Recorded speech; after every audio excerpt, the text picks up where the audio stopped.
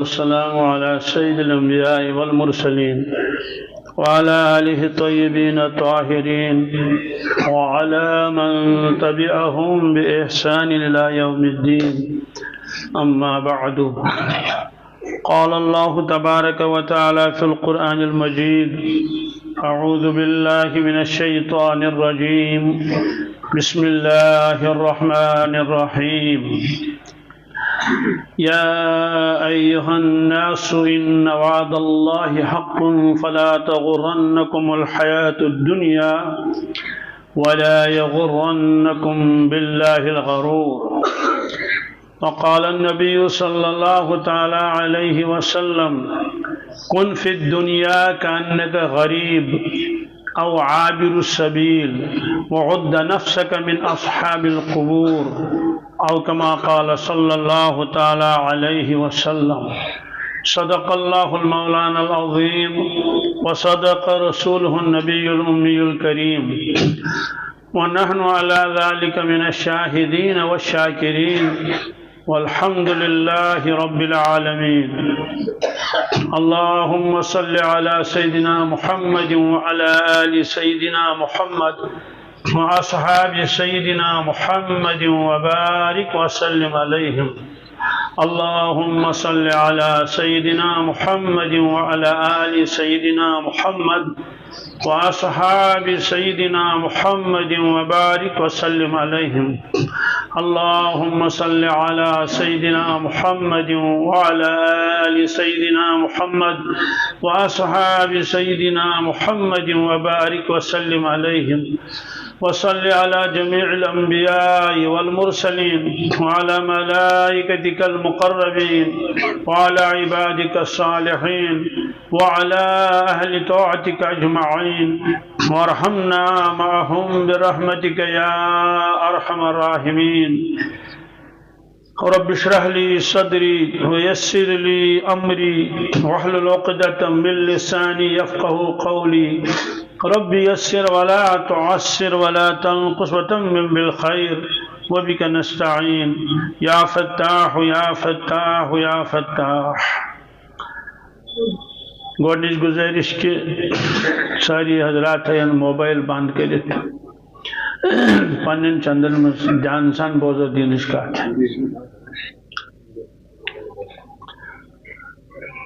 میں نے آپ حضرات کے سامنے قرآن پاک کی ایک آیت کی تلاوت کی،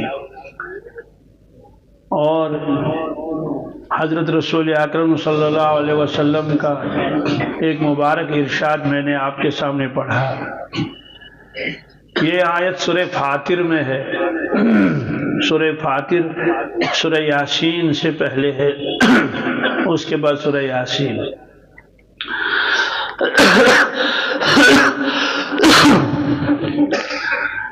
حضور اکرم صلی اللہ علیہ وسلم کا یہ جو ارشاد ہے، اس کو نقل کرنے والے جو صحابی ہیں وہ حضرت عبداللہ بن عمر ہیں رضی اللہ تعالیٰ. حضرت عمر فاروق رضی اللہ عنہ کے صاحبزادے، ان کا اسم مبارک تھا عبداللہ بن عمر ان کو کہتے ہیں. وہ فرماتے ہیں ایک مرتبہ اللہ کے نبی صلی اللہ علیہ وسلم نے اپنے دونوں دست مبارک، دست فارسی لفظ ہے، اس کے معنی ہاتھ، دونوں مبارک ہاتھ میرے دونوں کندھوں پر رکھے، بالکل آمنے سامنے ایسے. پھر اس کے بعد آپ نے نصیحت فرمائی، فرمایا: کن فی الدنیا کانک غریب. آپ کو معلوم تھا کہ یہ بہت اونچی ہستی کے صاحبزادے ہیں، حضرت عمر فاروق رضی اللہ تعالیٰ عنہ کے. اس میں ایکو بند کر لو، ایکو کے بغیر کو. اور حضرت عمر فاروق رضی اللہ تعالیٰ عنہ کو ساری دنیا جانتی ہے. 52 لاکھ میل پر ان کی حکومت تھی، کلومیٹر نہیں، 52 لاکھ میل مربع میل. بہرحال عام طور سے جو بڑے کا بیٹا ہوتا ہے تو اس میں بھی تو بڑائی آتی ہے کچھ نہ کچھ. اس لیے اللہ کے نبی صلی اللہ علیہ وسلم خاص طور سے تربیت فرماتے تھے نوجوانوں کی. عبداللہ ابن عمر نوجوان تھے. تو نصیحت فرمائی کن فی الدنیا کانک غریب. کہا عبداللہ دیکھو دنیا میں رہو، جس شہر میں رہو گے، چاہے مکہ شریف میں رہو، مدینہ طیبہ میں رہو، طائف میں رہو، کہیں بھی رہو، کن فی الدنیا کانک غریب. ہمیشہ تصور کر لینا کہ میں اجنبی ہوں، میں پردیس میں ہوں. غریب عربی لفظ ہے، اردو میں غریب کہتے ہیں اس کو جس کے پاس مال و دولت نہ ہو. کہتے ہیں یہ غریب آدمی ہے، فلانا امیر ہے. عربی میں غریب کے کئی معنی آتے ہیں. ایک معنی آتا ہے وہ شخص جو پردیس میں ہو، اپنے وطن میں نہ ہو. جیسے ایک آدمی یہاں کا رہنے والا ہے، جموں کشمیر کا، وہ کسی دوسرے ملک میں گیا ہے. پڑھائی کے لیے جاتے ہیں بہت سارے لوگ، کوئی جرمن جاتا ہے، کوئی جاپان جاتا ہے، یا ملازمت کے لیے جاتے ہیں. تو وہ پردیس ہے اس کا. تو جہاں وہ اصل رہتا ہے، جہاں اس کا خاندان ہے، تو وہ اس کا اپنا دیش ہے، اپنا وطن ہے. تو آپ نے نصیحت فرمائی کن فی الدنیا کانک غریب. کہ عبداللہ تم دنیا میں ایسے رہو جیسے ایک پردیسی رہتا ہے. پردیسی کیسے رہتا ہے؟ پردیسی کے ذہن میں یہی ہوتا ہے کہ میں پردیس میں ہوں، کسی خاص مقصد کے لیے آیا ہوں. جو پڑھنے کے لیے جاتا ہے دوسرے ملک میں، کوئی قزاقستان جاتا ہے، کوئی جرمن جاتا ہے، کوئی دوسرے ملک میں جاتا ہے، تو اس کی ساری توجہ پڑھائی کی طرف ہوتی ہے. لیکن کچھ چیزیں ایسی ہیں جس کے بغیر چارہ نہیں ہے. اس کے لیے ایک مکان بھی ہونا چاہیے، وہاں ڈیرا جس کو ہم کہتے ہیں. تو ایک کمرہ لیتا ہے کرایہ پر، اور کچھ کھانے پینے کے برتن جس میں وہ کھانا وغیرہ پکاتا ہے. تو اور وہیں قریب میں جو وضو وغیرہ بنانے کے لیے کچھ انتظام ہوتے ہیں. باقی ساری اس کی توجہ رہتی ہے پڑھائی کی طرف. اب وہاں محنت کرتا ہے، رات دن پڑھتا ہے. 4-5 سال گزر جاتے ہیں، وہ وہاں سے ایک ڈگری لے کر آتا ہے. جیسے بہت سارے جاتے ہیں قزاقستان اور کرگستان MBBS کرنے کے لیے، وہاں سے آگے. تو وہاں جتنے سال گزارتا ہے وہ وہاں مکان نہیں بناتا ہے. اولاً تو بنا بھی نہیں سکے گا. بازاروں میں نہیں گھومتا ہے، کون سا بازار کیسا ہے، کس کی بلڈنگ کیسے، نہیں. ساری توجہ رہتی ہے اپنی پڑھائی کی طرف کہ میں کامیاب ہو جاؤں، میں پاس ہو جاؤں، مجھے ڈگری مل جائے. اور پھر آتا ہے اپنے وطن، والدین کو دکھاتا ہے یہ میں ڈگری لے کر آیا ہوں. اب وہ باقی زندگی یہی گزارتا ہے. اس کو اچھا جاب ملتا ہے، اچھا عہدہ ملتا ہے، تو خوشحال زندگی گزارتا ہے. اگر وہ پردیس میں گیا اور وہاں اس نے وقت ضائع کیا، گھومنے پھرنے میں لگ گیا، غلط قسم کے لڑکوں کے ساتھ لگ گیا، وہاں چرسی بن گیا، شراب کا عادی بن گیا، تو وہ فیل ہو جاتا ہے. تو والدین نے جتنے روپے خرچ کیے تھے 25 لاکھ 30 لاکھ وہ سب ضائع ہو جاتے ہیں. اس کو کوئی ڈگری نہیں ملتی ہے، واپس آ کر پھر زندگی بھی نہیں رہتی ہے. اب بڑا ہو گیا، اب کسی کالج میں اس کو داخلہ بھی نہیں ملتا، اور اس کے بعد وہ بہت پچھتاتا ہے، افسوس میں نے وہ دن ضائع کیوں کیے. میرے ساتھ بھی اور لڑکے تھے، وہ تو ڈگری لے کر آئے، انہوں نے وقت ضائع نہیں کیا.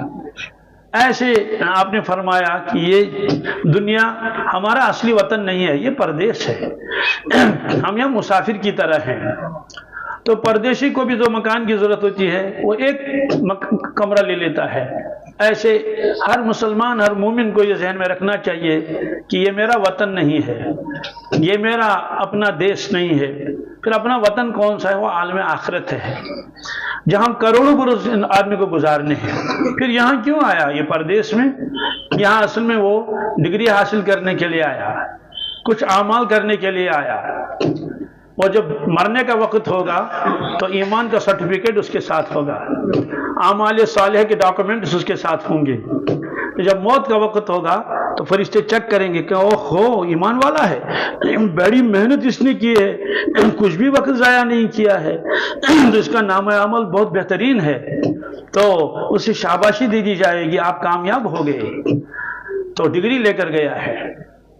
تو جب اس کو مرنے کا وقت ہوگا تو فرشتے اس کے پاس آئیں گے اور ہزاروں کی تعداد میں آئیں گے. وہ فرشتے آج نظر نہیں آتے ہیں، اس کے سرانے بیٹھیں گے. تو وہ سلام کریں گے اس کو، السلام علیکم یا ولی اللہ، اے اللہ کے دوست، اللہ کے نیک بندے، آپ پر سلامتی ہو، آپ کتنی خوش نصیب ہیں، آپ کتنے مبارک بندے ہیں، مبارک ہو آپ کو، آپ نے وقت ضائع نہیں کیا، آپ نے آخرت کی تیاری کی ہے، آپ نمازوں کے پابند تھے، تلاوت کرنے والے، اللہ کے حکموں پر چلنے والے، آپ نے ایک حکم بھی اللہ کا نہیں توڑا، شراب سے آپ دور رہے، جوا نہیں آپ نے کھیلا، کسی ہمسائے کا حق نہیں کھایا، تو چلو اپنے اصلی وطن کی طرف۔ یہ تو پردیس تھا، وہ گھبراتا ہے، روح نکلنا نہیں چاہتی ہے اس کے بدن سے، تو وہ سلام کرتے ہیں۔ پھر آخر میں ملک الموت علیہ السلام آتا ہے، جو ان سب فرشتوں کا سردار اور ان کا امیر ہوتا ہے، وہ آ کے بیٹھتا ہے اس کے سرانے پر۔ یہ ارشاد فرمایا رسول اللہ صلی اللہ علیہ وسلم، اور وہ دن ضرور آئے گا جب ہمارے ساتھ یہ معاملہ ہوگا، یعنی مرنے کا وقت۔ تو ملک الموت علیہ السلام تشریف لاتے ہیں تو اس کے ماتھے کے اوپر ایسا ہاتھ رکھ لیتے ہیں، پھر اس کو چپکے سے کان میں کہتے ہیں کہ السلام علیکم یا ولی اللہ، تم پر سلامتی ہو اے اللہ کے ولی، مجھے اللہ نے بھیجا آپ کے پاس، اللہ تعالیٰ نے آپ کو سلام فرمایا ہے۔ یہ سب سے پہلے بشارت اس کے لیے ہوتی ہے۔ اللہ بندوں کو سلام بھی کرتا ہے؟ جی، قرآن مجید میں ہے، حدیثوں میں ہے۔ قرآن مجید میں کہاں لکھا ہے؟ سورہ یاسین میں ہے کہ جب جنتی جنت میں جائیں گے تو پھر اللہ تبارک تعالیٰ خود سلام فرمائیں گے، سلام قولا من رب الرحیم۔ تو اللہ تعالیٰ خود سلام کریں گے بندوں کو، کیا کہیں گے؟ السلام علیکم یا عبادی، میرے بندو تم پر سلامتی ہو، میرا سلام تم کو پہنچے۔ تو یہ خود اللہ تعالیٰ سلام فرمائیں گے، اور دنیا میں بھی اللہ تعالیٰ نے بہت سے لوگوں کو سلام فرمایا ہے۔ ارشاد فرمایا رسول اللہ صلی اللہ علیہ وسلم نے، میرے پاس جبریل آئے اور نے کہا مجھے اللہ نے بھیجا، وہی لے کر اس وقت نہیں آئے، ایک پیغام لے کر آئے قرآن پاک کے علاوہ۔ کہا یا رسول اللہ صلی اللہ علیہ وسلم، ابھی آپ کی زوج مطہرہ حضرت خدیجہ الکبریٰ رضی اللہ تعالیٰ عنہ آپ کے پاس آنے والی ہے، آپ کے لیے کچھ کھانا انہیں تیار کیا ہے، مجھے اللہ تعالیٰ نے بھیجا۔ جب آپ کی خدمت میں آئے تو ان کو اللہ تعالیٰ کا سلام پہنچا دینا ہے، ان کو بتا دینا اللہ تعالیٰ نے آپ کو سلام فرمایا ہے۔ بعد السلام، میں نے آپ کے لیے جنت میں موتیوں کا محل بنا کے رکھا ہے، جس میں شور و شغب نہ ہوگا، کوئی تکلیف نہیں ہوگی۔ تو دنیا میں ہی سلام آیا۔ حضرت عائشہ صدیقہ رضی اللہ تعالیٰ عنہ فرماتی ہیں، میں رسول اللہ صلی اللہ علیہ وسلم کی خدمت میں تھی، جبریل امین علیہ السلام تشریف لائے، میں نے جبریل کو دیکھا نہیں، کیونکہ وہ اپنی شکل میں آیا نا، نورانی شکل میں، اس لیے میں نے اس کو دیکھا نہیں۔ ہاں، جب وہ شکل بدلتے تھے، انسانی روپ میں آتے تھے تو صحابہ بھی دیکھتے تھے، یہ روایتوں میں ہے۔ تو اس کے بعد رسول اللہ صلی اللہ علیہ وسلم فرمایا، یا عائشہ ھذا جبرائیل یقرئک السلام، عائشہ یہ جبریل یہاں بیٹھے ہوئے ہیں، یہ آپ کو سلام کہہ رہے ہیں۔ تو انہوں نے جواب میں کہا، وعلیہ السلام ورحمۃ اللہ وبرکاتہ، جبریل پر بھی سلام ہو اور اس پر اللہ کی رحمت و برکت ہو۔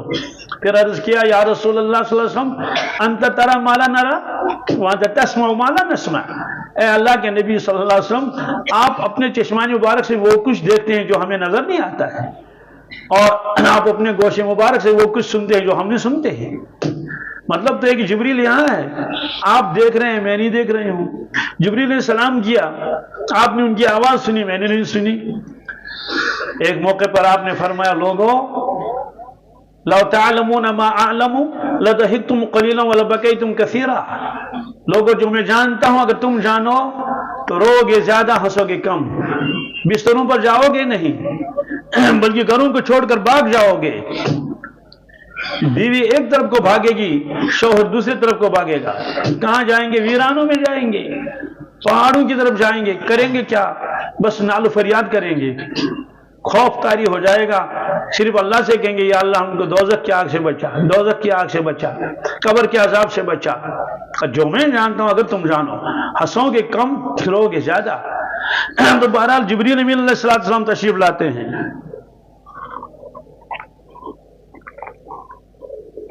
الحمدللہ، ملک الموت علیہ السلام تشریف لاتے ہیں، پھر اسے کہتے ہیں اس میت سے جس کا مرنے کا وقت ہے، ابھی وہ زندہ ہی ہے، ابھی اس کی روح نہیں نکلی، تو اس کے کان میں ایک آیت پڑھ رہا ہے، یا ایتھا النفس المطمئنہ ارجعی الی ربک راضیۃ مرضیہ فادخلی فی عبادی وادخلی جنتی۔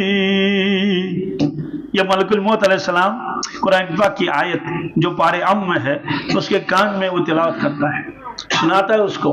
اس کا ترجمہ کیا ہے؟ اے اطمینان والے نفس، یا ایتھا النفس المطمئنہ ارجعی الی ربک، واپس جا اپنے رب کے پاس، جا نہیں واپس جا۔ کیا اگر جا ہوتا جاؤ تو اذهبی ہوتا، ارجعی کا واپس جا، اس کا مطلب ہے کہ آپ آئے بھی وہیں سے ہیں، جانا بھی وہیں ہے، جانا بھی تو جہاں سے آدمی آیا تھا وہیں جانا ہے۔ تو روح جو ہے نکلنے کے لیے تیار ہو جاتی ہے، تو فرشتہ اس کو بشارت سناتا ہے، راضیۃ مرضیہ، آپ اللہ سے راضی تھے، اللہ آپ سے راضی ہے۔ کیا مطلب ہے؟ بندہ اللہ سے راضی ہے، اللہ کے حکموں پر راضی ہے، اللہ کا حکم دل سے مانتا ہے، تلاوت کرتا ہے، نمازیں پڑھتا ہے، صدقہ خیرات دیتا ہے، حج کرتا ہے، عمرہ کرتا ہے، اعتکاف میں بیٹھتا ہے، قربانی کرتا ہے، سارے احکامات بجا لاتا ہے، نافرمانی نہیں کرتا ہے، کسی پر ظلم نہیں کرتا ہے، جھوٹ نہیں بولتا ہے۔ تو نفس مطمئنہ، یہ نفس مطمئنہ کیا ہے؟ تین قسمیں نفس کی قرآن پاک میں ہیں۔ ایک نفس لوامہ ہے، ایک نفس امارہ ہے، ایک نفس مطمئنہ ہے۔ لفظ امارہ کسے کہتے ہیں؟ اللہ تعالیٰ بچائے۔ نفس امارہ وہ ہے جو صرف گناہوں کے اندر مبتلا کرے انسان کو، چوری ہے، ڈاکہ ہے، شراب ہے، لڑائیاں ہیں، جھگڑے ہیں، اور بس جتنے بھی گناہ ہیں سب کر لیتا ہے، نافرمان ہے۔ اس کا نفس ہمیشہ یہی کہتا رہتا ہے، وہ کرو اور یہ کرو اور وہ کرو۔ قرآن پاک میں ہے، وَمَا أُبَرِّئُ نَفْسِي إِنَّ النَّفْسَ لَأَمَّارَةٌ بِالسُّوءِ۔ ایک ہے عامر، ایک ہے عمار۔ عامر میں نے حکم دینے والا، عمار کے معنی بہت زیادہ بار بار حکم دینے والا، جس کا بالسوء برائی کا حکم دیتا ہے، اس سے نجات مانگی گئی ہے۔ دوسرا نفس لوامہ۔ لوام کسے کہتے ہیں؟ یہ لائم کا اسم مبالغہ ہے۔ لائم معنی ملامت کرنے والا، لوام معنی بہت زیادہ ملامت کرنے والا۔ کس کی ملامت؟ دوسروں کی نہیں، اپنے نفس کی۔ کس کی؟ بیٹے بیٹھو نیچے، تماشا مت بناؤ، سن لو بات، وہ ادھر مت دیکھو، وہ فوٹو اٹھاتا ہے، وہ کیا کرتا ہے؟ ریلیں اٹھاتا ہے۔ تو لوام کے معنی ہوتے ہیں بہت زیادہ ملامت کرنے والا۔ یہ مومن کا نفس ہے۔ کس کا؟ کہ مومن سے کوتاہی ہوئی تو نفس بہت ملامت کرتا ہے، افسوس تجھ پر، تیری نماز چھوٹ گئی، افسوس تجھ پر، تو نے جھوٹ بولا، آئندہ ایسا مت کرنا، چل توبہ کر، اللہ سے معافی مانگ۔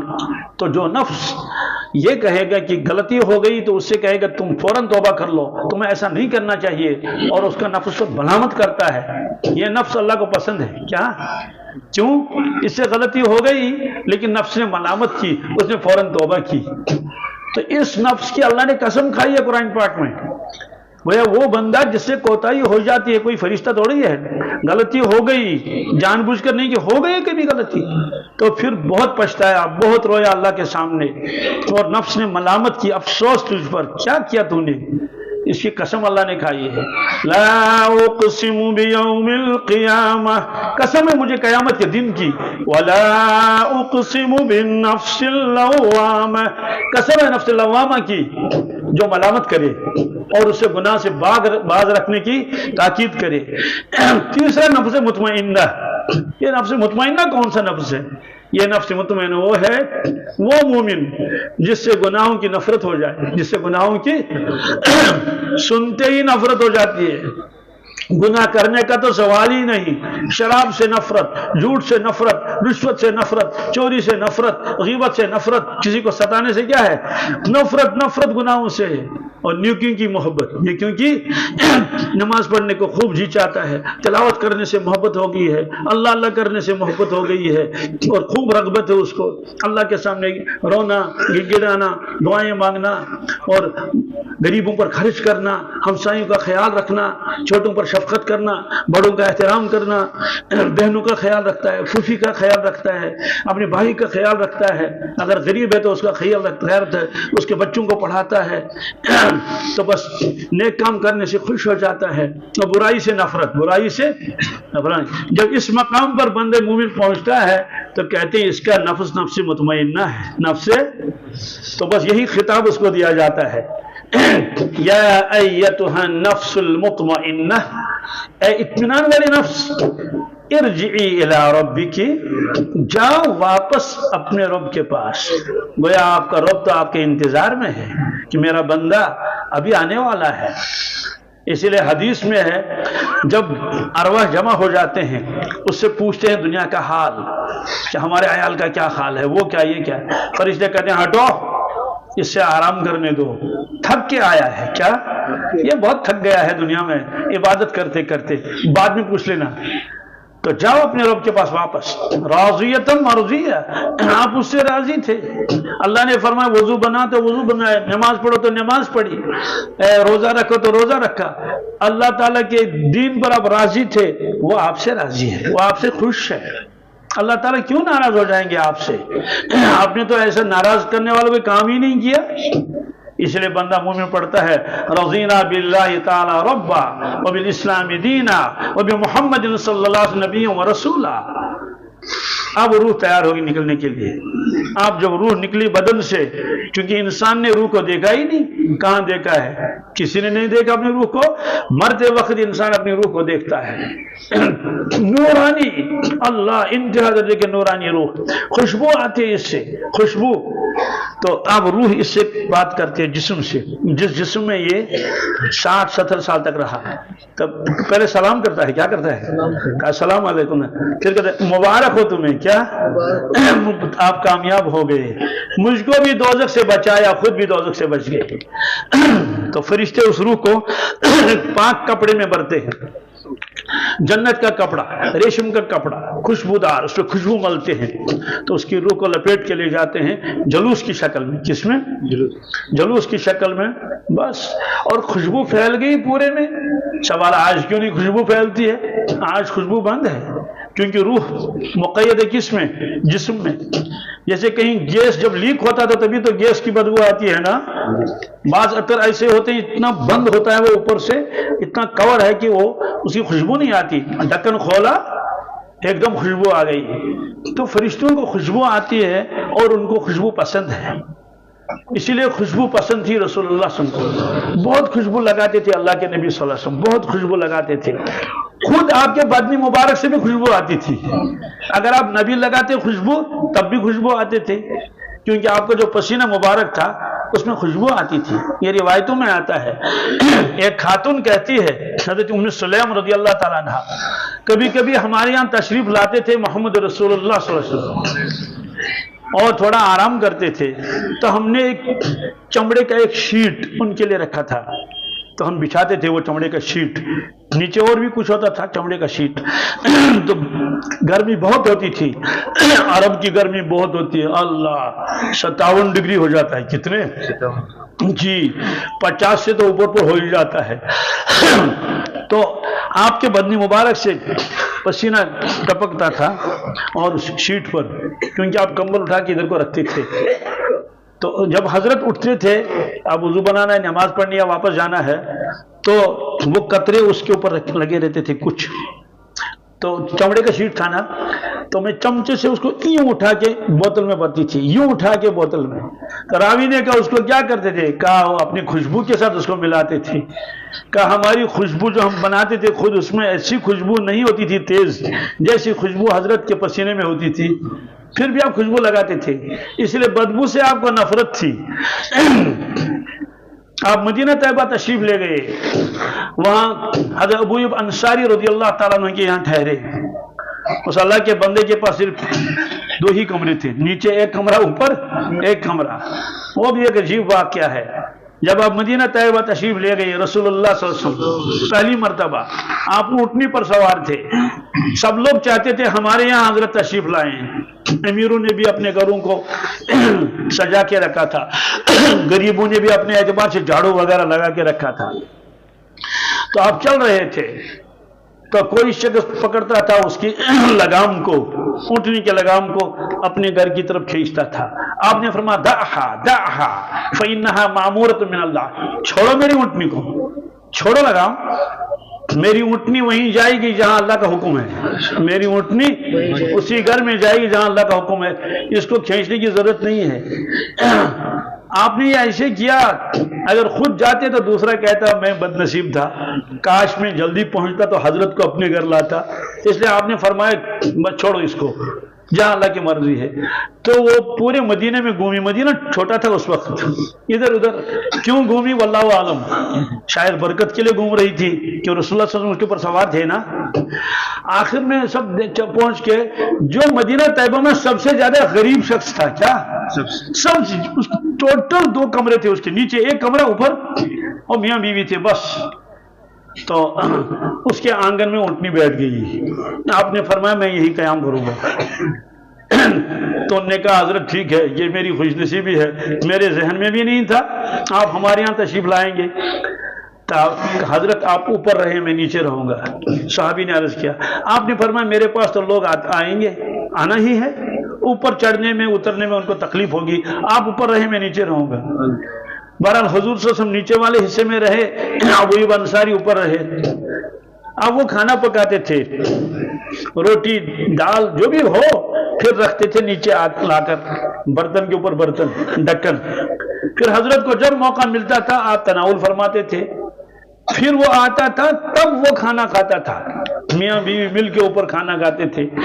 ایک مرتبہ انہوں نے کھانا رکھا، پھر جب وہ برتن لینے کے لیے آئے تو برتن لے گئے، جب ڈھکن اٹھایا دیکھا کہ وہ ہو روٹی بھی برابر ہے اور سالن جو کچھ تھا وہ ایسا ہی ہے، حضرت نے تناول نہیں فرمایا، وہ گھبرا گیا کہ شاید مجھ سے ناراض ہو گئی رسول اللہ صلی اللہ علیہ وسلم، اس لیے وہ اوپر سے نیچے اترا، عرض کیا یا رسول اللہ صلی اللہ علیہ وسلم مجھ سے کوئی خطا ہوئی؟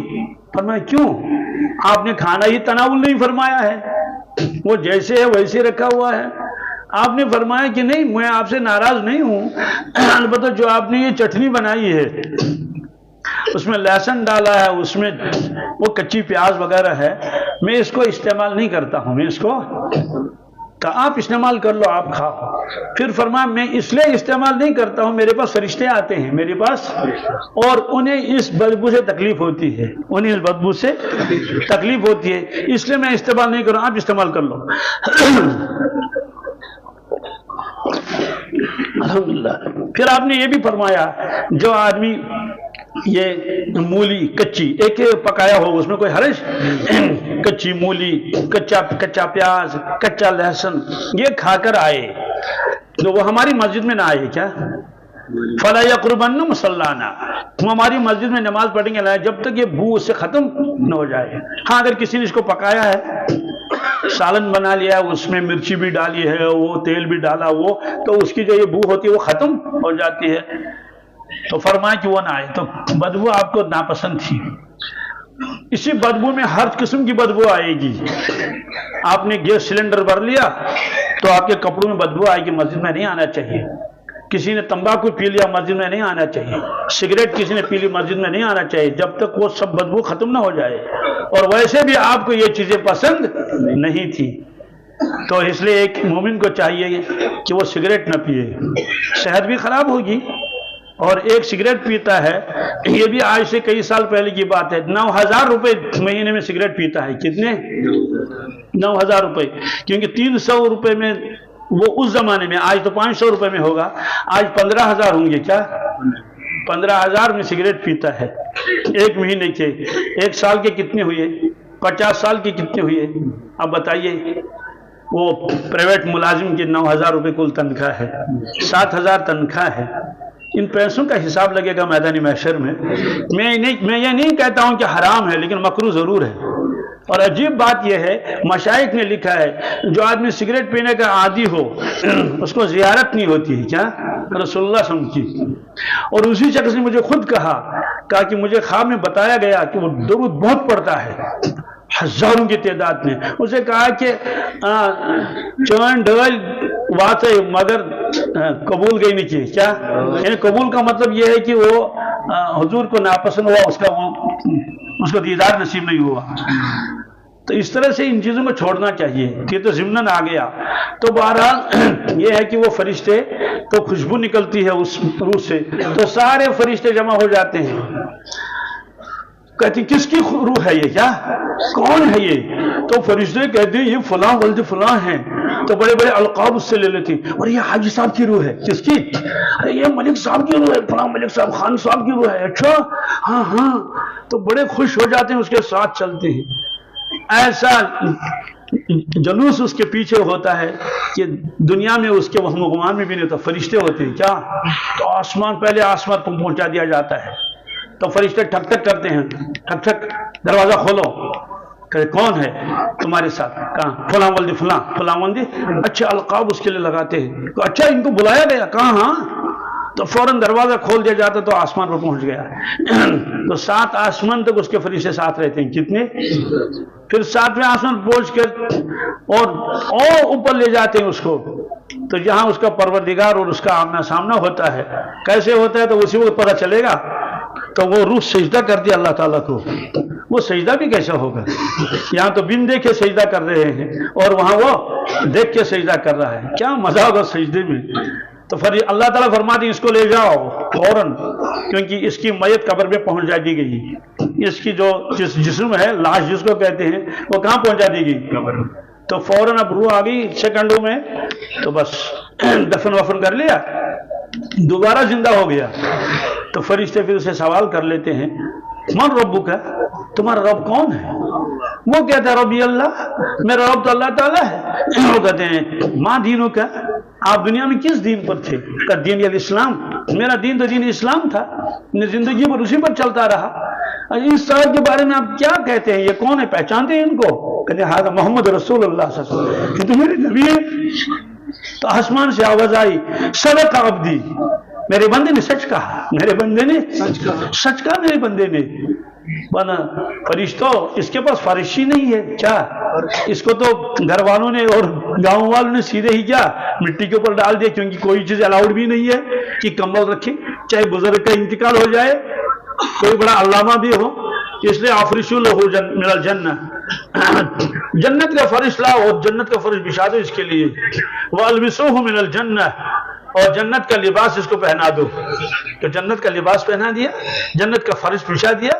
اور افتح لہ بابا الی الجنہ، ایک دروازہ کھولو، کھڑکی کھولو روشن دان جنت کی طرف، تاکہ خوشبو آ جائے وہاں سے. تو اسے کہتے ہیں دیکھ یہ تمہارا ٹھکانہ ہے، یہ تمہارا جنت. پھر دوزخ بھی دکھاتے ہیں، دیکھ دوزخ میں تمہاری وہ جگہ تھی، اگر ایمان نہ لاتے، اعمال نہ کرتے، وہیں جلنا پڑتا.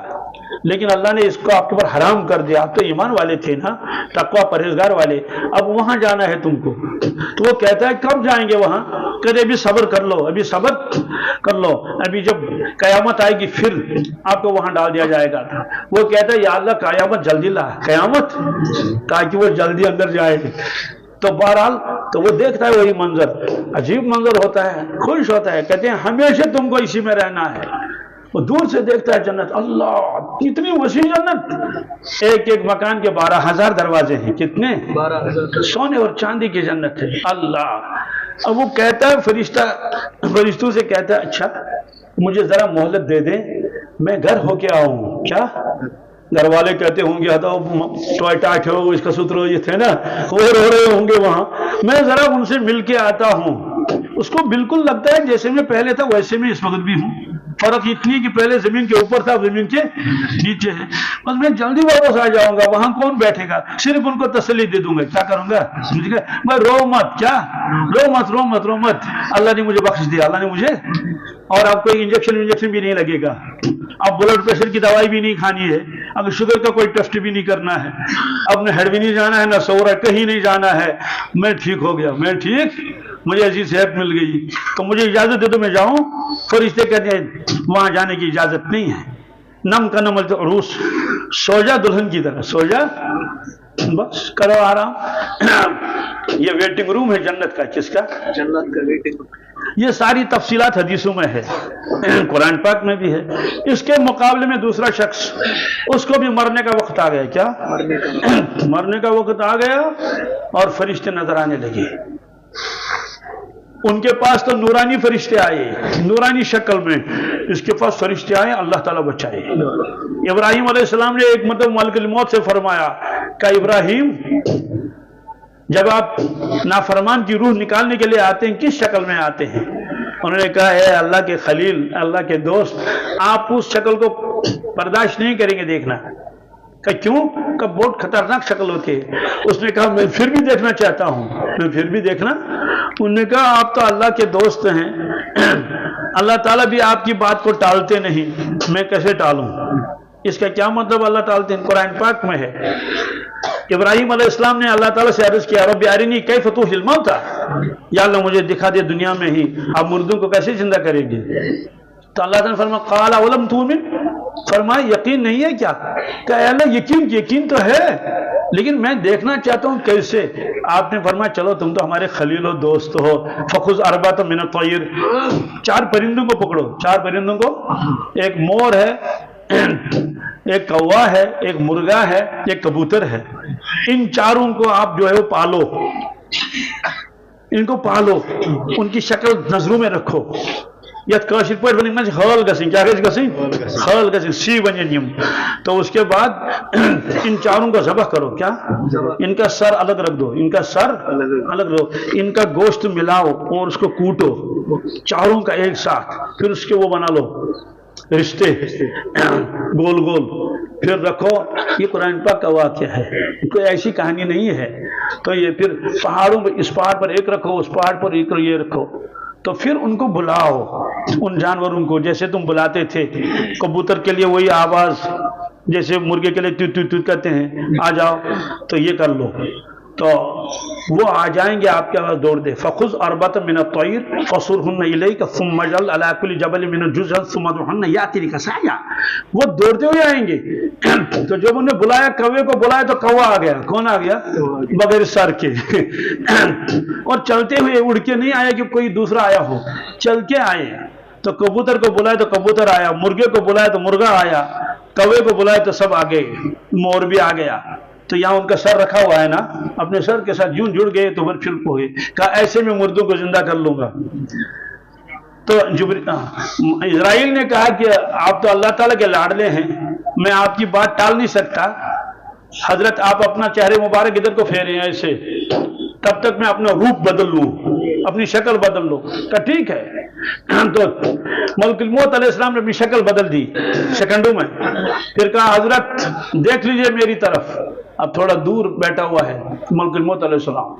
حضرت نے جب دیکھا، اللہ، گھبرا گئے. دیکھا کہ اتنا بڑا سر ہے اس کا اور اتنے لمبے بال ہیں اس کے، اور منہ اتنا کھلا ہوا ہے، منہ دانت باہر ہیں اور منہ سے آگ نکل رہی ہے، اور ہاتھ اتنے لمبے ہیں اور ان کے ناخن ہیں تانبے کے ناخن ہیں، اور بال بدن پر اتنے اتنے بڑے ہیں اور ایسے آ رہے ہیں.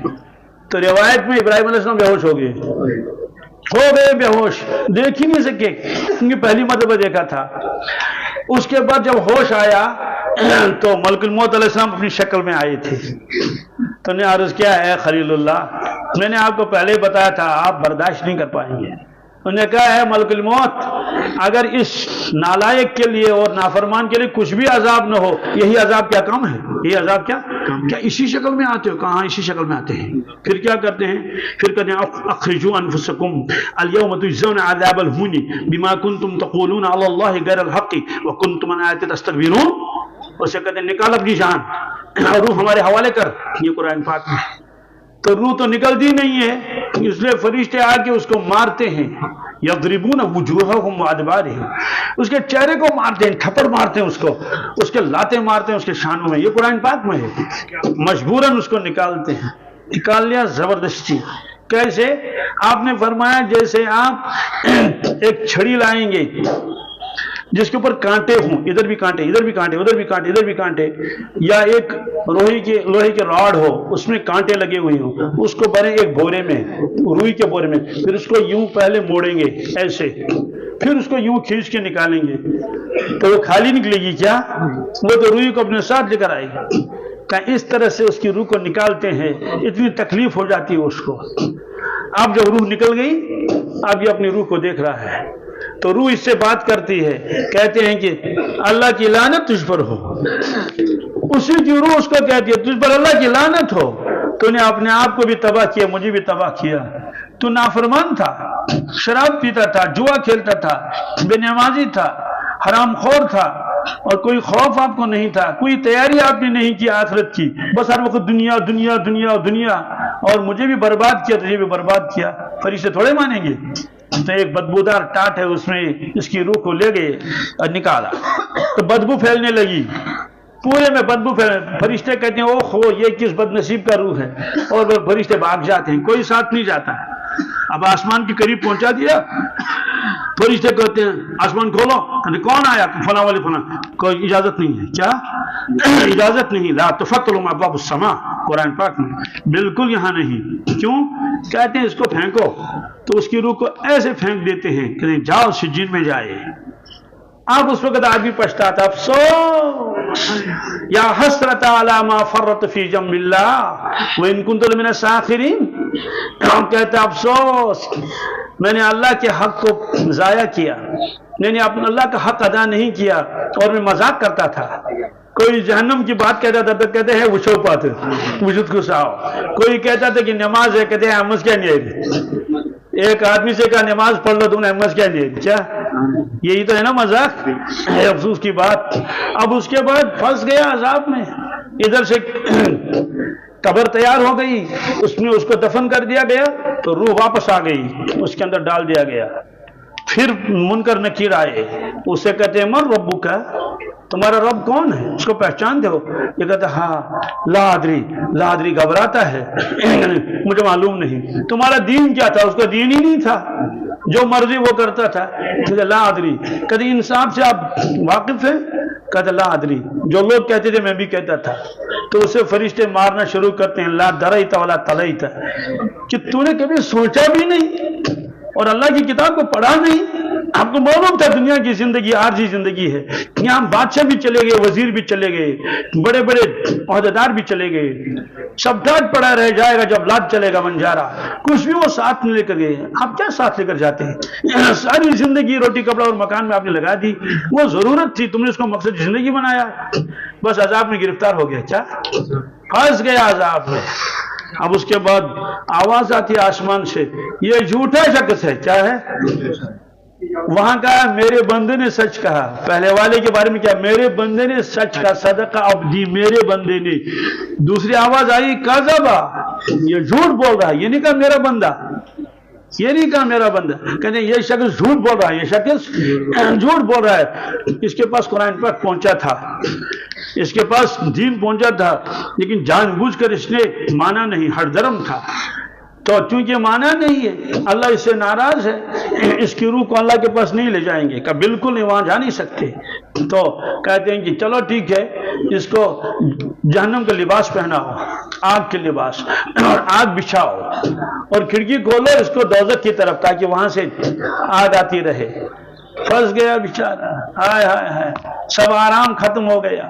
اب وہ بلڈنگ ساتھ نہیں ہے، اب وہ اہلیان ساتھ نہیں ہے، جو کچھ کمایا تھا وہ دنیا میں ہی رہ گیا۔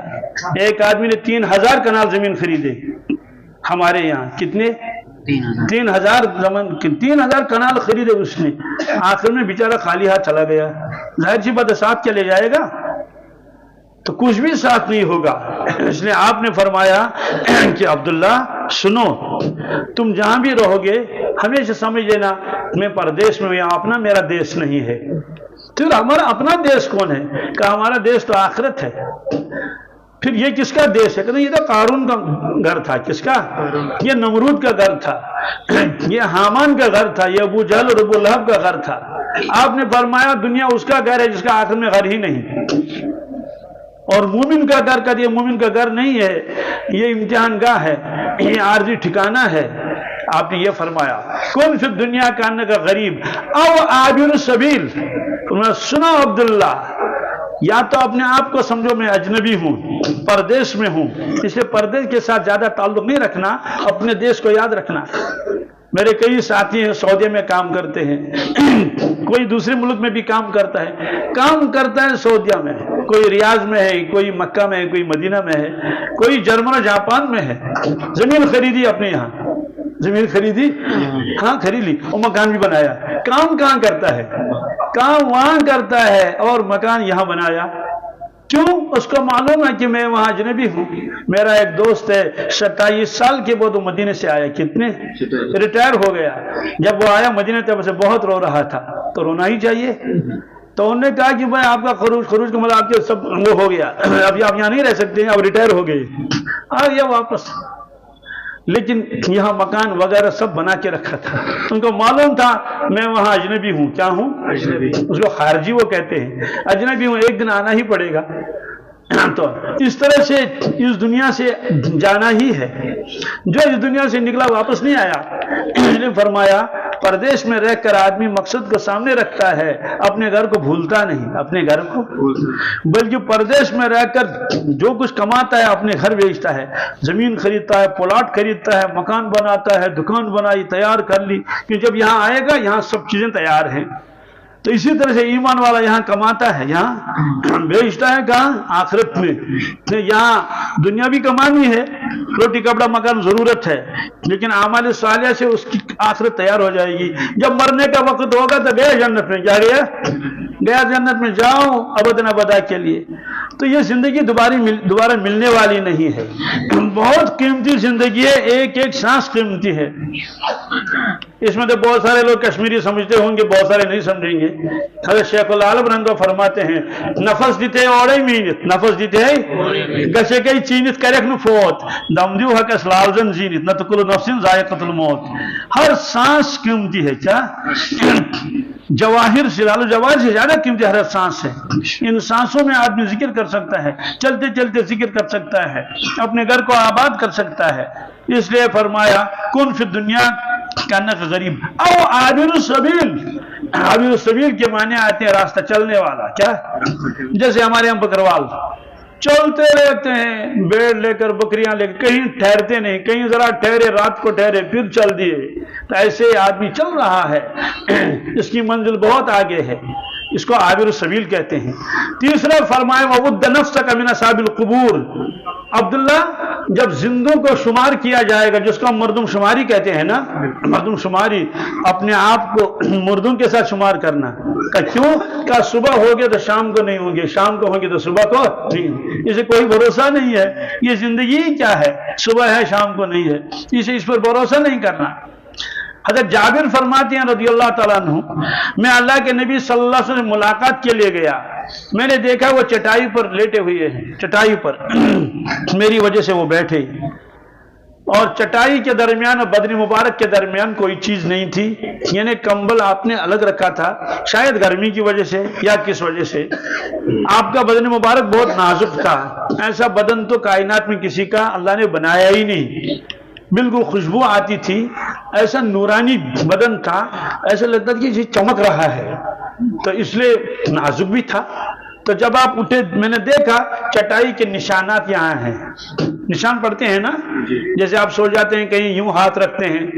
ہم لوگ زیادہ کھیتوں میں سوتے ہیں، ہم تھوڑا کھیت میں سو گئے وہی تو گھاس کے تنکوں کے نشانات ہاتھ پر پڑتے ہیں. ایسے پھر اٹھتے ہیں اور دیکھو وہ نشانات ہیں. تو دیکھا نشانات ہیں. حضرت جابر رضی اللہ عنہ کی آنکھوں میں آنسو آ گئے. انہوں نے عرض کیا یا رسول اللہ صلی اللہ علیہ وسلم، اگر آپ اجازت دیں ہم آپ کے لیے ایک گدا بنا کے لائیں گے نرم سا. معلوم ہو آپ اجازت ہی نہیں دیتے تھے، اسی لیے انہوں نے اجازت مانگی. آپ نے فرمایا جابر مجھے کیا کرنا ہے، مالی ولی دنیا، مجھے دنیا سے کیا کام ہے. ما انا والدنیا الا کراکب استظل تحت شجرۃ ثم راح وترکها. میری مثال اس راستے چلنے والی کی ہے جو راستے میں چل رہا تھا ایک درخت آیا سایہ دار، وہاں بیٹھا. پہلے زمانے میں جب سفر کرتے تھے پیدل تو راستے میں وہ سایہ دار درخت آتے تھے، اس لیے انسان وہاں تھوڑی دیر بیٹھتا تھا، آرام کرتا تھا، اگر کھانے کا موقع تو کھا بھی لیتا تھا، نماز کا وقت نماز بھی پڑھ لیتا تھا، اس کے بعد پھر چلتا تھا۔ تو کہا میری مثال اس راستے چلنے والے کی ہے، وہ چل رہا تھا، راستے میں ایک درخت آ گیا، اس کے نیچے تھوڑی دیر بیٹھا، ثم راح، پھر چل دیا آگے، وترکا، درخت کو وہیں چھوڑا۔ تو اس درخت کو کوئی گھر بناتا ہے کیا؟ ہاں تھوڑی دیر رہتا ہے۔ ایسے فرمایا میں آیا ہوں عالم ارواح سے، مجھے جانا ہے واپس، مجھے جانا ہے، اس نے مجھے یہاں ٹھہرنا نہیں ہے، تو یہ دنیا میرے لیے سایہ دار درخت کی طرح ہے، تھوڑی دیر یہاں رکوں گا چلے جاؤں گا۔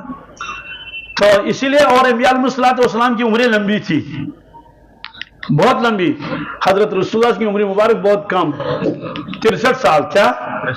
ورنہ تو کم از کم 1000 تو ہونی چاہیے، چلو 500 ہونی چاہیے، لیکن بالکل نہیں۔ آپ نے فرمایا نہیں، میں چل رہا ہوں، میں اس مسافر کی طرح ہوں جو اپنے لیے پسند کیا، فرمایا وہ مضمون ہم کو ذہن میں رکھنا چاہیے۔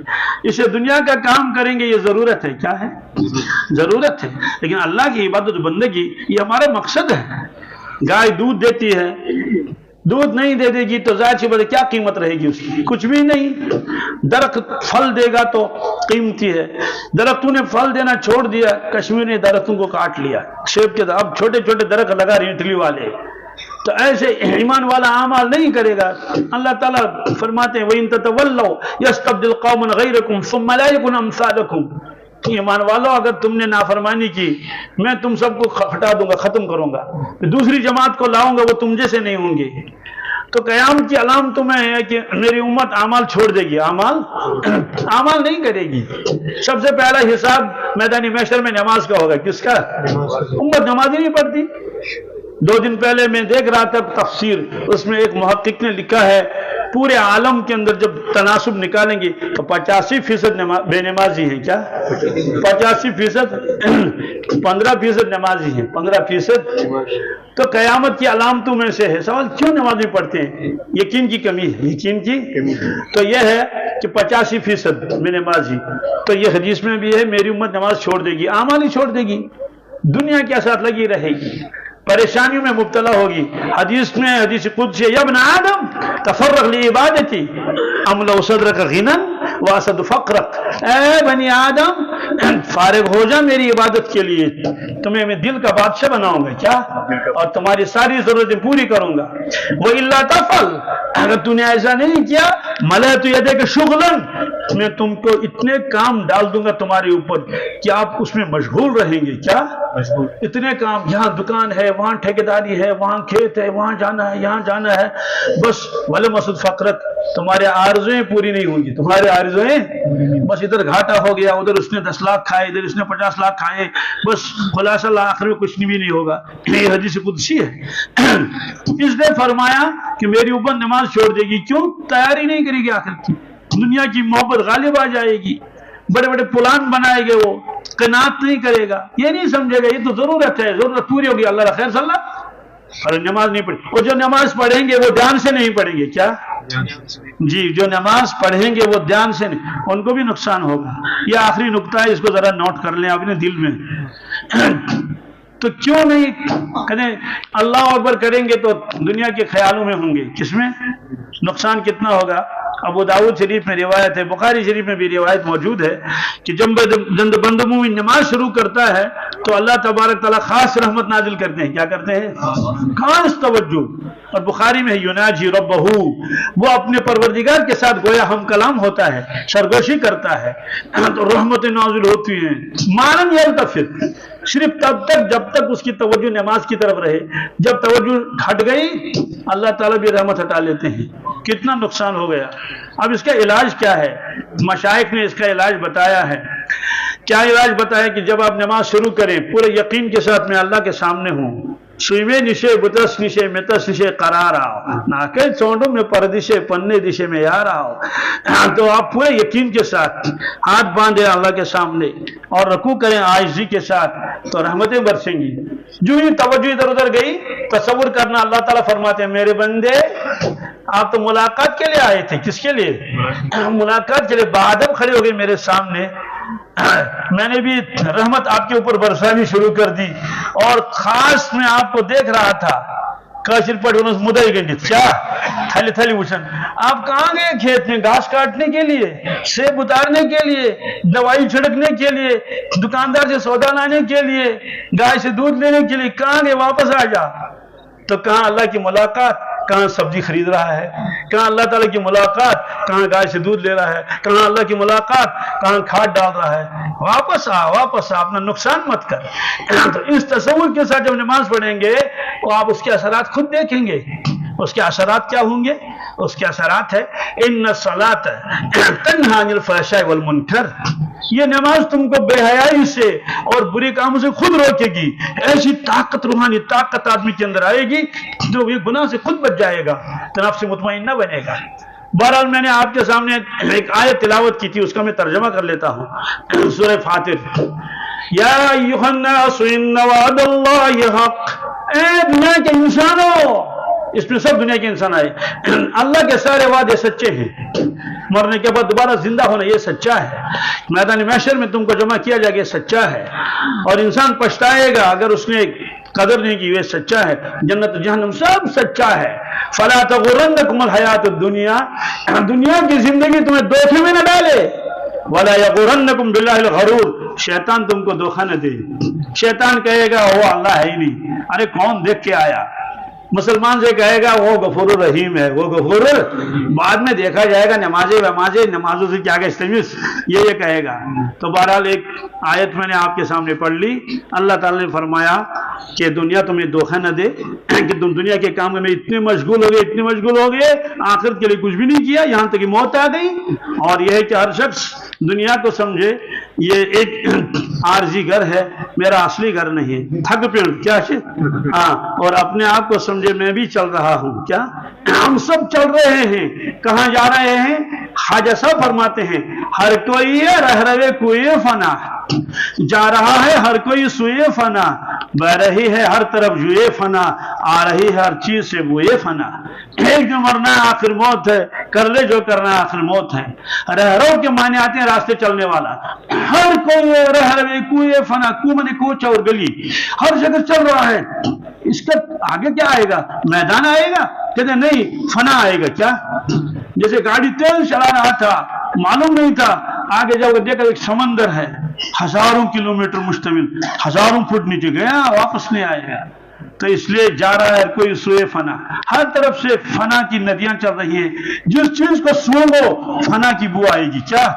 यानी फना का स्टिकर उसके ऊपर लगा हुआ है। एक दिन मरना आखिर मौत है, कर ले जो करना आखिर मौत है। इसलिए इंशाअल्लाह नमाजों की पाबंदी करेंगे, तिलावत करेंगे, और वक्त को ज़ाया नहीं करेंगे। बिलखुसूस मोबाइल है, क्या है? एक बुजुर्ग ने फरमाया ये मोबाइल नहीं मिसाइल है। ये क्यों? का मिसाइल से बस्ती तबाह होती है, मोबाइल से ईमान तबाह होता है। जब उसी में लग गया किसी काम का नहीं रहा। अल्लाह तबारक तआला हम सबको अमल सालिह करने की तौफीक अता फरमाए।